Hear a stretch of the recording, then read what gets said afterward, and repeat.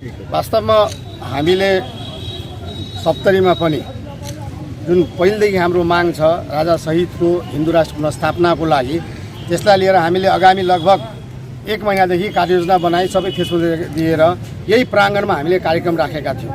हामी लगभग 5000 ती मान्छेको लागि हाम्रो गाडी घोडा पनि सबै गइसकेका थिए। हामी प्रहरीसँग निरन्तरता सहकार्यमा थियौँ। हामीले रुट पनि तय गरेका थियौँ। हामी कोहीसँग झडप पनि चाहँदैनौँ भनेका थियौँ। हामी कसैको विरोध पनि गर्ने होइनौँ। न हामी संविधानको विरोध गर्ने हो, न हामी प्रधानमन्त्रीको विरोध गर्ने, न हामी अपोजिसन दलका विरोध गर्ने हो। हामीले आफ्नो माग राख्छु भनेर प्रहरीलाई जनाएपछि कार्यक्रम हुनुभन्दा अगाडि केही व्यक्तिहरू हामी जुट्न लागेको अवस्थामा अहिले मान्छेहरू जुट्दैछन्। अहिले पनि गाडीहरूलाई चाहिँ ठाउँबाट फर्काउने काम गरिएको छ।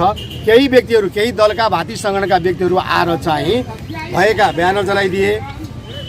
त्यसपछि तपाईँको नेपाली झन्डाहरू चाहिँ लिएर जाने काम पनि गरिए, मान्छेलाई धम्काउने काम गरे। अहिले मान्छेहरू जुटिरहेका छन्।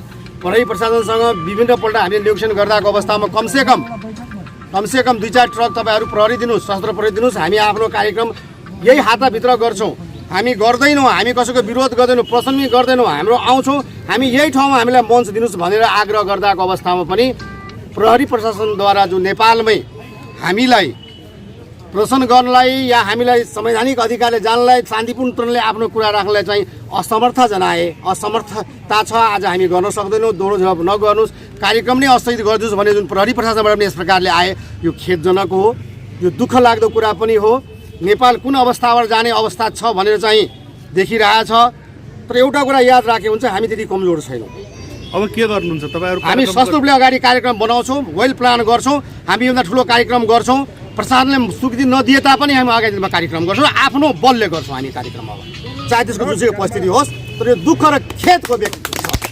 हाम्रा लगभग 25वटा बसलाई हामीले बाटोबाटो फर्काउनु पर्यो अहिलेको अवस्थामा। प्रहरीले दिन सक्दिनँ भनेर अवस्थामा जलाइदियो भने तपाईँ आफ्नो जिम्मा लिनुहोस् भन्दाखेरि अब प्रहरीले प्रशासनले जब एउटा शान्तिसा दिन सक्दैन, यत्रो भएको सशस्त्र प्रहरी ल्याएर चाहिँ यो 4 ट्रक चाहिँ ल्याएर चाहिँ प्रहरी राखी जनता लागि भने कसको लागि हो? यो पार्टीको डन्डा र झन्डा उठाउने कार्यकर्तालाई सुरक्षाको लागि हो या आम जनताको लागि सुरक्षाको लागि? यो प्रश्न दैवी रूपले आएको छ। हामी आफ्नो कहिले पनि चरणलाई चाहिँ पछाडि हट्दैनौँ। यसबाट हामीलाई एउटा चाहिँ यी गर्ने विरोध गर्ने पनि हाम्रै दाजुभाइहरू हुन्। उहाँलाई हामी अहिले पनि आग्रह गर्छौँ कि संवैधानिक रूपले, कानुनी रूपले हामी अगाडि आउँछौँ।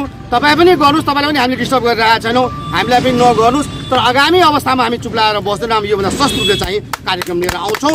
10,000 व्यक्तिलाई लिएर आउँछौँ। हामी पूर्व तयारीको साथमा चाहे प्रधानले दियोस् नदियोस् होस् न, यो लिएर हामी चाहिँ अहिले प्रधानमन्त्रीलाई यहाँको प्रशासनको लाचारीको प्रण लेख्दाखेरि सिडिओ कार्यालयमा ज्ञापन दिन गइरहेका जुन आएका छौँ, त्यो ज्ञापन दिन हामी गइरहेका छौँ। र म सबै व्यक्तिहरूसँग, देशकै व्यक्तिसँग अपिल यो गर्न चाहन्छौँ कि अहिलेको अवस्थामा मुठभेडको परिस्थिति नगरिदिउँ।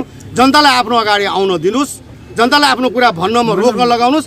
यदि यो विद्रोहको अवस्था यदि तपाईँले सिर्जना गर्नुहुन्छ, रोक्नुहुन्न भनेदेखि एउटा ठुलो ज्वालामुखी बन्छ। यसले हामीलाई होइन, राजनीतिक दलहरूलाई खतरा हुन्छ भन्ने म चाहिँ आग्रह गर्न चाहन्छु।